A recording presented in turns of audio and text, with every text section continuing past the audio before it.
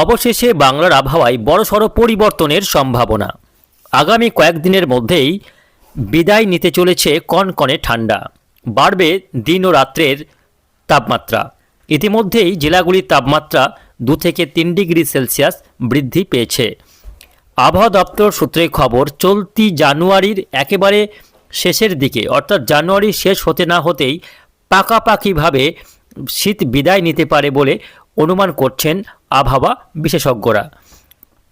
তবে এরই মাঝে পশ্চিমী ঝঞ্ঝার কারণে বাংলাতে বৃষ্টিপাতেরও সম্ভাবনা রয়েছে ঘন কুয়াশার সতর্কতাও।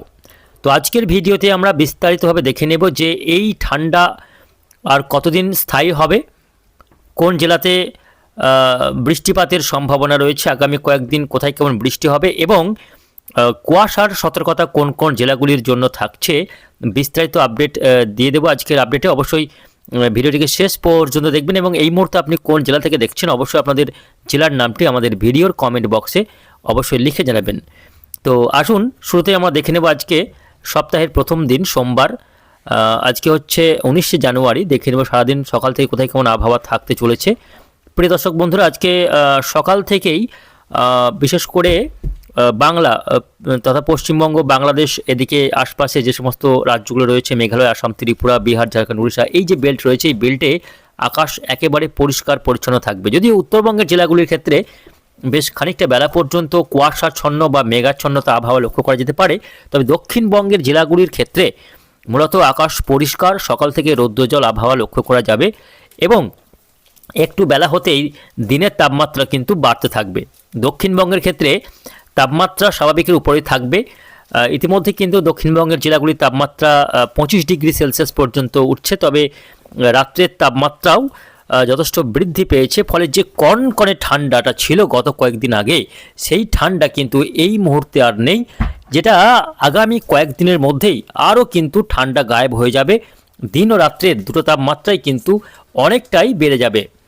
তো আজকে কোথায় কেমন তাপমাত্রা রয়েছে অবশ্যই আপনাদের জানাবো, তবে দেখে নেব আজকে কোথায় কোথায় থাকছে কুয়াশা। দেখে নেব একটু। আজকে বলা হয়েছে যে উপকূলীয় জেলাগুলিতে 24 পরগনা, মেদিনীপুর, এই জেলাগুলির কোথাও কোথাও কুয়াশা থাকবে অনেকটা বেলা পর্যন্ত, তবে একটু বেলা হতেই আকাশ পরিষ্কার হয়ে যাবে। বাকি জেলাগুলির ক্ষেত্রে কিন্তু কুয়াশার কোনো সতর্কতা থাকছে না।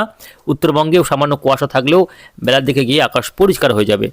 চলবে শুকনো ঠান্ডা হাওয়া, যেটুকু বইছে সেই ঠান্ডা হাওয়াই থাকছে এবং তাতে কিন্তু খুব একটা ঠান্ডা নেই।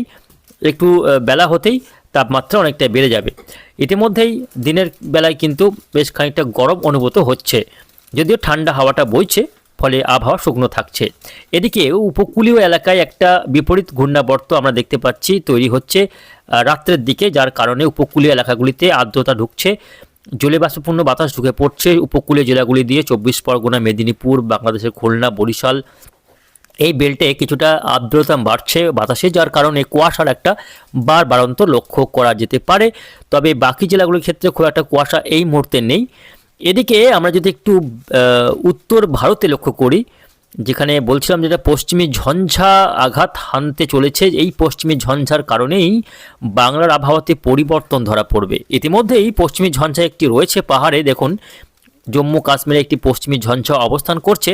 এই পশ্চিমী ঝঞ্ঝা খুব একটা শক্তিশালী না হওয়ার কারণে বাংলায় তেমন প্রভাব পড়ছে না, বৃষ্টিও তেমন সম্ভাবনা নেই এই মুহূর্তে। যদিও পার্বত্য এলাকায়, একেবারে পাহাড়ে, নেপালের পার্বত্য এলাকাগুলিতে কিছুটা বৃষ্টি এবং তুষারপাত লক্ষ্য করা যাচ্ছে বটে, তবে বাংলাতে এর তেমন কোনো প্রভাব লক্ষণীয় নয়।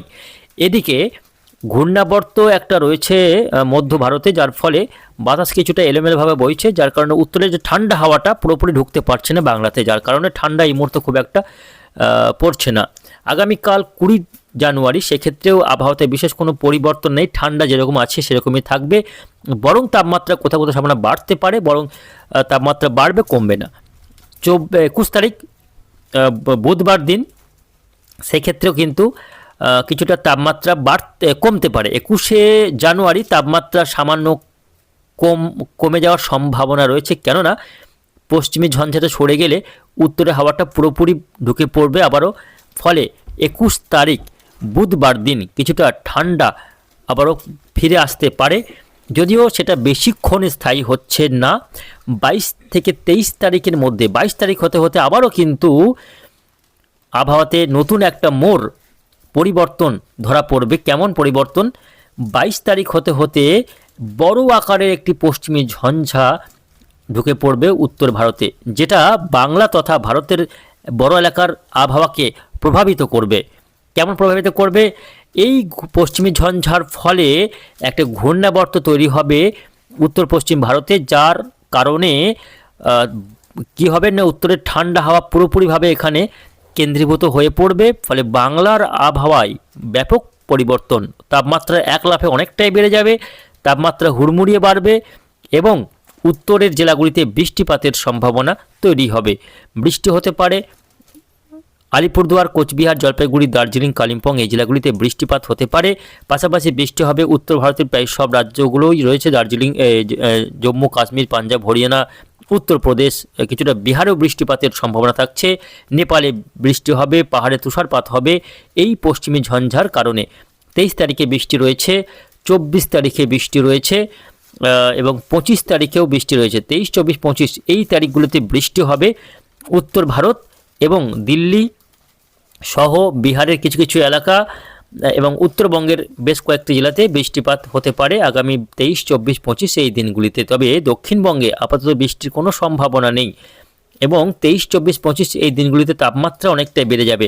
এবং আবহাওয়া দপ্তর সূত্রের খবর, জানুয়ারি মাসের একেবারে শেষের দিকে গিয়ে তাপমাত্রা অনেকটাই বেড়ে যাওয়ার কারণে শীত পুরোপুরিভাবে বা খাতায় কলমে বিদায় নিতে পারে বাংলা থেকে, এমনটাই কিন্তু জানাচ্ছে আবহাওয়া দপ্তর। তবে আবহাওয়া পরিবর্তনশীল, যে কোনো মুহূর্তে আবহাওয়ার পরিবর্তন হতে পারে। আপাতত যে আপডেট রয়েছে তাতে করে দেখা যাচ্ছে যে জানুয়ারি মাসের শেষের দিকে গিয়ে শীত অনেকটাই পুরোপুরিভাবেই বিদায় নিতে পারে এবং বেশ খানিকটা তাপমাত্রা বেড়ে গিয়ে একটা গরম বা ভ্যাপসা গরম অনুভূত হতে পারে। এখন থেকে কিন্তু তাপমাত্রা বাড়তে শুরু করেছে। তো বুঝতে পারছেন একাধিক পশ্চিমী ঝঞ্ঝা রয়েছে, তবে বৃষ্টি দক্ষিণবঙ্গে না হলেও উত্তরবঙ্গে বৃষ্টি কিছুটা হতে পারে এই মুহূর্তে। তো আসুন আমরা দেখে নেব আজকে জেলাগুলির তাপমাত্রা কোথায় কত ডিগ্রি তাপমাত্রা রেকর্ড হয়েছে, সর্বোচ্চ ও সর্বনিম্ন তাপমাত্রার পরিসংখ্যানটা দেখে নেব এক নজরে। তো প্রিয় দর্শক বন্ধুরা, আজকে আসানসোলের যে সর্বনিম্ন তাপমাত্রা সেটা রেকর্ড হয়েছে 10.9 ডিগ্রি সেলসিয়াস, অশোকনগরে রেকর্ড হয়েছে 10.2 ডিগ্রি সেলসিয়াস, বাঁকুড়ায় রেকর্ড হয়েছে 9.5 ডিগ্রি মিনিমাম টেম্পারেচার, বর্ধমানে মিনিমাম টেম্পারেচার রয়েছে আজকে 9.5 ডিগ্রি, দার্জিলিংয়ে রেকর্ড হয়েছে 10 ডিগ্রি সেলসিয়াস, ডায়মন্ড হারবারে মিনিমাম টেম্পারেচার রেকর্ড হয়েছে 12.5 ডিগ্রি, দীঘার রেকর্ড হয়েছে তাপমাত্রা 11.4 ডিগ্রি, এদিকে আলিপুরে তাপমাত্রা রেকর্ড হয়েছে 13 ডিগ্রি সেলসিয়াস, আলিপুরে 13 ডিগ্রি তাপমাত্রা এখনও রয়েছে, দমদমে 12.9, হাওড়াতে 10.5, হাওড়াতে তাপমাত্রা বেড়েছে কিছুটা, সল্টলেকেও তাপমাত্রা বেড়ে হয়েছে 14.4 ডিগ্রি, নদিয়াতে তাপমাত্রা বেড়ে হয়েছে 11.8 ডিগ্রি, মুর্শিদাবাদে তাপমাত্রা বেড়েছে 10.6 ডিগ্রি ঘরের তাপমাত্রা উঠেছে সর্বনিম্ন ভোরের তাপমাত্রা, পুরুলিয়ার তাপমাত্রা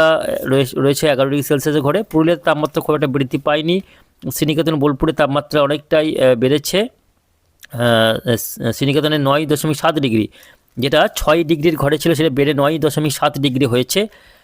যদিও গত 24 ঘন্টার তুলনায় কিছুটা তাপমাত্রা কমেছে, তবে দিনের যে তাপমাত্রা সেটা কিন্তু দেখা যাচ্ছে অনেকটাই বেড়েছে।